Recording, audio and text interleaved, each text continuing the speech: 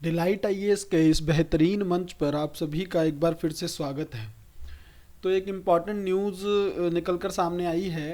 भारत के जो विदेश मंत्री हैं अब ऑस्ट्रेलिया के दौरे पर हैं, तो वहाँ पर उनसे कई तरह के सवाल पूछे गए, है ना। आप लोग जानते हैं कि भारतीय विदेश मंत्री थोड़ा सा अपने दमदार तरीके से अपना भाषण देने के लिए जाने जाते हैं और दमदार तरीके से ही भारत के पक्ष को दुनिया के सामने रखते हैं। ठीक है। हम लोग ऐसा नहीं कह सकते कि इससे पहले जो भी विदेश मंत्री हुए हैं उनका कार्यकाल ऐसा नहीं था, बट हर व्यक्तित्व में कुछ ना कुछ खूबियां होती हैं। ठीक है। उसी तरह का व्यक्तित्व है इनका। और आपको क्या है ना, फॉरेन पॉलिसी के स्तर पर, ठीक है, और विदेश नीति के स्तर पर, और साथ ही अंतर्राष्ट्रीय संबंधों के दृष्टिकोण के तहत आपको इसे ही किसी व्यक्तित्व की ज़रूरत होती है।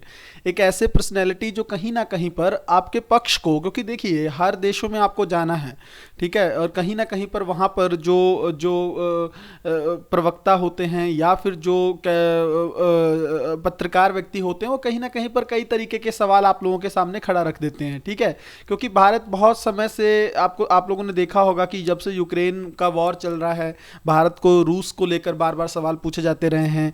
भारत को ये पूछा जाने रहा है कि आप यूएसए से दूर जा रहे हैं, कौन सी चीज़ें हैं, आप रूस का इतना सपोर्ट क्यों करते हैं, ये लगातार सवाल पूछे गए हैं। तो ऐसे सवालों के लिए जवाब देने के लिए आपके पास एक ऐसी पर्सनैलिटी, एक ऐसा व्यक्तित्व होना बहुत ज़्यादा ज़रूरी है। आपको कई बार यूएन के आम सभा में बैठक करनी होती है या वहाँ पर बोलना होता है, भाषण देना होता है। ऐसी स्थिति में आप लोगों ने कुछ समय पहले देखा होगा कि किस तरह से इन्होंने अपनी स्पीच में यूएन में भारत के पक्ष को बहुत ही बेहतरीन तरीके से बयान किया था।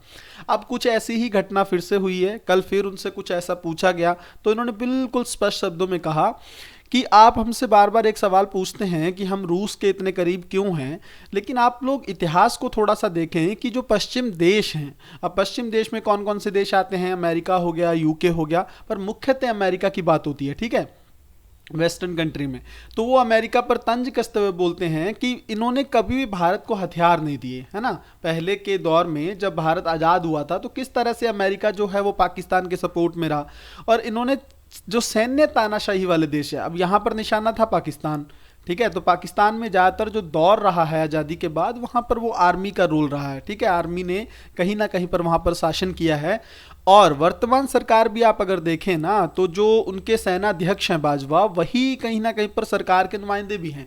आप देखिए पीछे से सरकार वहीं से चलती है। ये बात भी हम लोग डिटेल में डिस्कस कर चुके हैं कई बार, आगे भी कर लेंगे।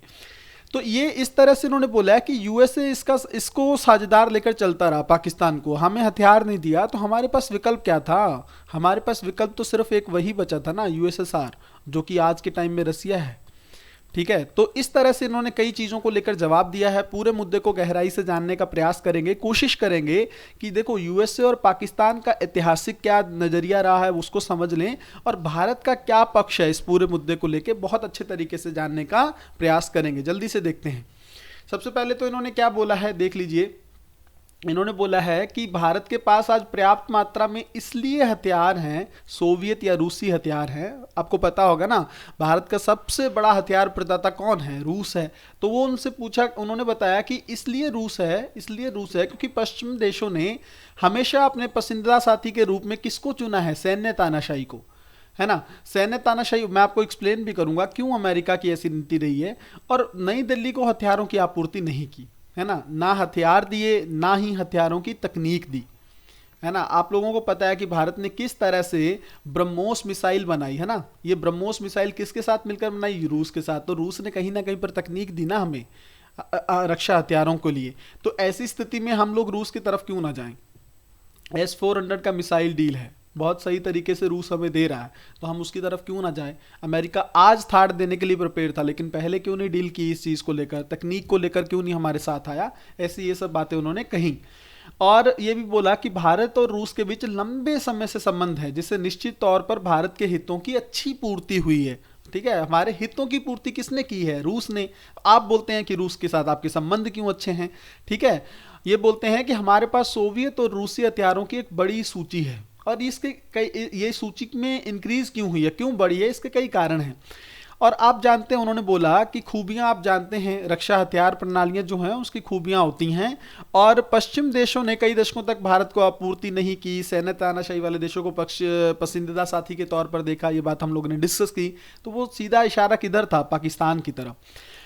पाकिस्तान ने लगभग 73 वर्षों के अस्तित्व में आधे से ज्यादा समय, मैंने बोला ना आपको, सेना के जनरलों द्वारा शासित रहा है।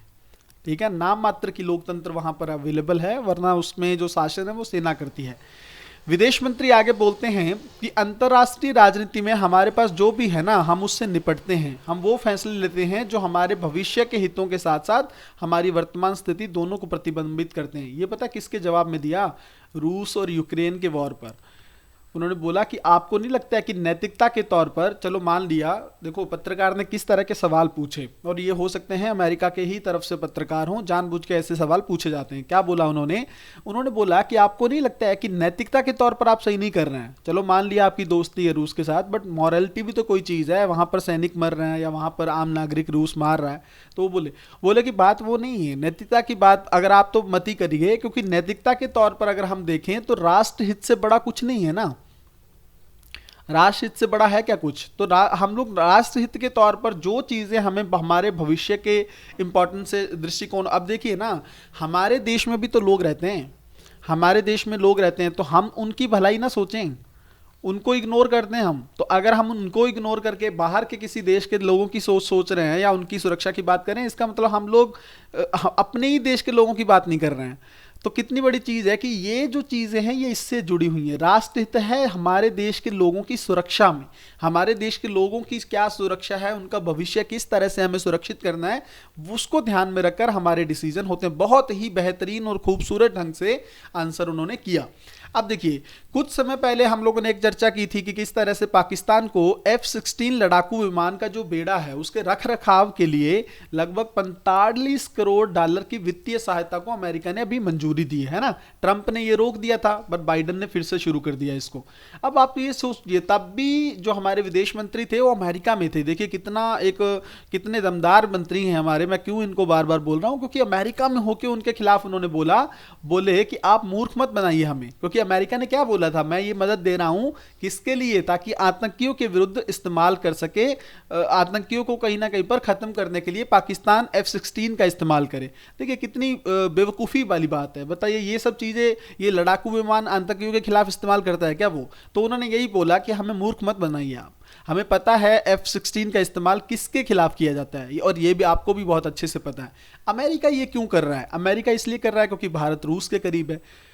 ठीक है, खुद अमेरिका के जो मैं आपको बताऊं कि अमेरिका के जो कूटनीतिक है ना, वो अमेरिका को पता है क्या बोलते हैं? उसके सांसद बोलते हैं अमेरिका के कि आप ये जो चीजें कर रहे हैं ना, इससे भारत आपको आप दूर कर रहे हैं अपने से, और रूस के करीब जाने के लिए मजबूर कर रहे हैं। तो कहीं ना कहीं पर अमेरिका की जो नीतियां हैं ना, उसको खुद को कंफ्यूज हो रखा है कि वो किस तरह को उसको नीति को पालन करना चाहिए। अब देखिए, अब इस इंपॉर्टेंट पॉइंट को देखते हैं हम। लगभग दोनों देश एक समय आजाद हुए थे, भारत और पाकिस्तान। तो पाकिस्तान किस तरह से अमेरिका के क्लोज रहा है, ये चीज देखिए आधे समय में तो सैन्य तानाशाही रही है उसमें।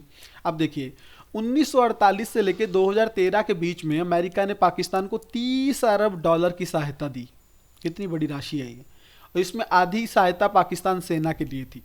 अमेरिका ने पाकिस्तान को पैटर्न टैंक दिए, जिसका इस्तेमाल उसने भारत के खिलाफ 1965 के युद्ध में किया। अब ये देखिए, ये सीधी ही हेल्प हुई ना, आपके हमारे खिलाफ ही इस्तेमाल कर रहे हैं उसको। फिर अमेरिका ने 2002 में पाकिस्तान को गैर नाटो सहयोगी देश का दर्जा दिया।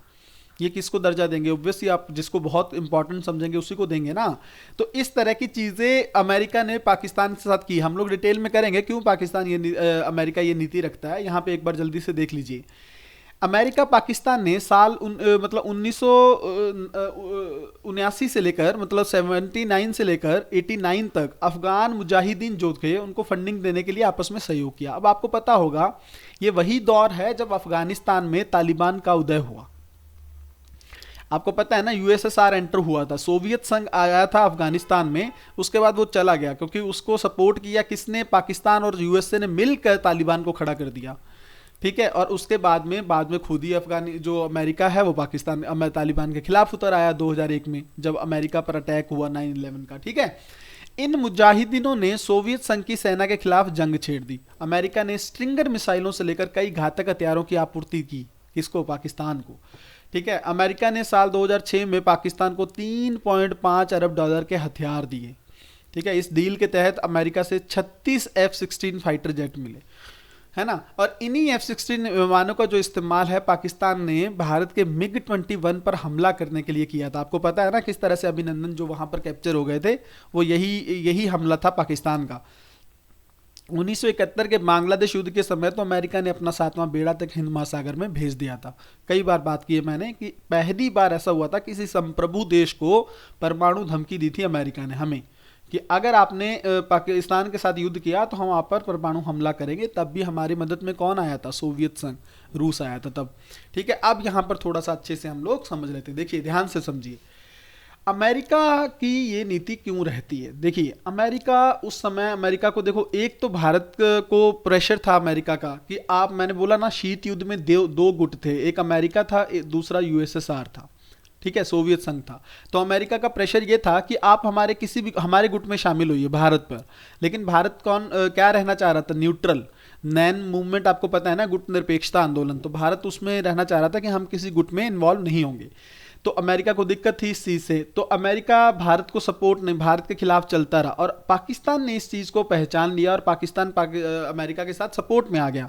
ठीक है, तो अमेरिका का अलाई एक हिसाब से बन गया पाकिस्तान। ठीक है, मित्र देश के साथ में इसके साथ काम करने लगा, क्योंकि पाकिस्तान को पता था कि भारत तो जाएगा नहीं इसकी तरफ। आगे फिर क्या हुआ कि यूएसए एक तो भारत के खिलाफ पाकिस्तान को सपोर्ट करता रहा। ठीक है, क्योंकि भारत यूएसए की बात नहीं सुन रहा था। दूसरा, कल को जो तालिबान सत्ता में आया था, ठीक है, तालिबान जब आया तो तालिबान को समाप्त करने के लिए अमेरिका को लगा कि पाकिस्तान उसका मुख्य सहयोगी है ना, कि अमेरिका तालिबान को समाप्त करे, उसको कहीं ना कहीं पर कंट्रोल करे। उसमें सपोर्ट कौन करेगा? पाकिस्तान, क्योंकि पाकिस्तान ने ही तालिबान को खड़ा किया है, पाकिस्तान ही तालिबान से बातचीत करता है। आपको पता होगा जब अमेरिका छोड़ के गया अफगानिस्तान को, तो तालिबान से बातचीत के टेबल पर कौन लेके आया था? पाकिस्तान ही। ठीक है, अमेरिका के साथ। तो ये सब चीजें हुई, तो इसके खिलाफ इस्तेमाल करने के लिए भी इसने पाकिस्तान को सपोर्ट किया। तो अमेरिका की नीति ये रही है कि पाकिस्तान को सपोर्ट करे, एक तो ताकि वो कहीं ना कहीं पर हथियार आपूर्ति होती रहे, है ना, क्योंकि अगर भारत पाकिस्तान के बीच में अस्थिरता बनी रहेगी तो ये बड़ी बड़ी कंपनियां हथियार किसको आपूर्ति करेंगी। दूसरी एक चीज और है कि पाकिस्तान और भारत के बीच में, ठीक है, पाकिस्तान और भारत के बीच में, भारत क्योंकि न्यूट्रल था तो इसलिए उसने पाकिस्तान को सपोर्ट किया। फिर जब 1971 का दौर आया ना, तो भारत को ये चीज समझ में आ गई थी कि बांग्लादेश की आज़ादी करवानी है।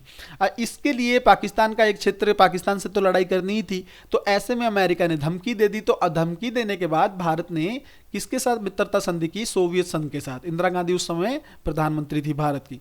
मित्रता संधि की, तब जाके यूएसएसआर ने, जो सोवियत संघ उस समय, उसने अपना परमाणु बेड़ा भेजा। ठीक है, तो दोनों देशों के परमाणु बेड़े, एक सिंधु उसमें खड़ा था अरब सागर में, और एक तरफ खड़ा था को दूसरी तरफ बंगाल की खाड़ी में। ठीक है, दोनों तरफ खड़े, और तब जाके दोनों देश के बीच में, भारत और पाकिस्तान के बीच में युद्ध हुआ और हमने बांग्लादेश को आज़ाद करवाया। वहां से भी क्लियर होगा। तो हमारी मजबूरी बन गई थी यूएसएसआर के पक्ष में जाने की, और अमेरिका जो था वो आपको पता है पाकिस्तान को सपोर्ट करता रहा। तो ऐसे में हम, मुझे बताइए, अमेरिका पाकिस्तान को हथियार दे रहा है, ठीक है, अमेरिका हमें हथियार देने से मना कर रहा है, पश्चिम देश जितने भी हैं, तो भारत के पास मजबूरी नहीं हुई सोवियत संघ के पास जाने की, क्योंकि उस समय सबसे बड़ी पावर दो ही थी ना, एक अमेरिका था, एक यूएसएसआर था। तो हम इसकी तरफ गए। तो हमारे पुराने संबंध हैं, और इतने बड़े हथियारों की आपूर्ति की है उसने हमें, रूस ने। तो हम एकदम से, उन्होंने भी यही बोला, जयशंकर ने, जयशंकर ने, विदेश मंत्री ने, कि आप जो ये कह रहे हो हमारे कई सालों के संबंध हैं, हम एकदम से खत्म थोड़ी ना कर सकते हैं, या हथियारों की आपूर्ति हम एकदम से कम थोड़ी ना कर सकते हैं। हमें धीरे धीरे अपनी हथियारों की आपूर्ति में विविधता लानी है, डाइवर्सिफिकेशन लाना है। ठीक है, तो ये सब चीजें कहीं ना कहीं पर उन्होंने बहुत अच्छे से क्लियर कर दी हैं वहां पर। ठीक है, तो इसीलिए मैं आपको बोल रहा हूं कि बहुत दमदार तरीके से भारत का पक्ष रखने के लिए जाने जाते हैं। हर बार उन्होंने बहुत अच्छे से रखा है। अमेरिका को ये चीज समझनी होगी। देखिए, अमेरिका अगर इस तरह की नीति रखेगा ना, तो भारत के साथ जो उसके गुट बना रखे हैं ना उसने, क्वाड हो गया या I2U2 हो गया, इसमें वो भारत को और कम, क्योंकि देखिए अब भारत क्या करेगा? भारत कहीं ना कहीं पर रूस के साथ और बेहतरीन संबंध बनाएगा। भारत चीन के साथ, अब देख रहे हैं कि भारत और चीन काफी हद तक सहयोग कर रहे हैं। ठीक है, तो क्यों? क्योंकि भारत को लग रहा है कि ठीक है, यूएसए अगर पाकिस्तान की तरफ जाना चाह रहा है तो ठीक है भाई, हम भी फिर अपने आप को बैलेंस करने के लिए हमारे पास भी कई रास्ते हैं। तो अमेरिका को इस चीज को अच्छे से समझना पड़ेगा कि भारत के साथ वो बैलेंस अच्छे से रखे। अगर इस तरह से पाकिस्तान को सपोर्ट करेगा ना अमेरिका, तो भारत के साथ तो निकटता उसको भूल ही जानी चाहिए फिर। और आपको पता है कि 21वीं सदी में एशिया की सबसे बड़ी पावर है चीन, लेकिन आप ये सोचिए कि एशिया की उसके साथ बड़ी पावर, उभरती बड़ी पावर जो है, जो आप सोचिए दो गुट है ना, मान लो इधर अमेरिका और इधर चाइना, तो ये कौन से गुट में भारत जाएगा ये इंपॉर्टेंट है। ठीक है, अब भारत कौन से गुट में रहेगा, अभी तक तो भारत न्यूट्रल है और होपफुली न्यूट्रल ही रहेगा, लेकिन जिस देश को भारत सपोर्ट करेगा ना, उस देश का पलड़ा, उस गुट का पलड़ा भारी होगा। ये चीज़ अमेरिका को रियलाइज कर लेनी चाहिए। ठीक है, तो एशिया की सदी भारत की सदी है। आर्थिक व्यवस्था के तौर पर देखो आप, अर्थव्यवस्था हमारी बहुत बड़ी हो चुकी है, कई मामलों में भारत उभर रहा है। तकनीक के तौर पर देख लेंगे कि तो भारत दिन ब दिन बहुत बेहतरीन तरीके से सेमीकंडक्टर और इन सब का उत्पादन करने लगा है।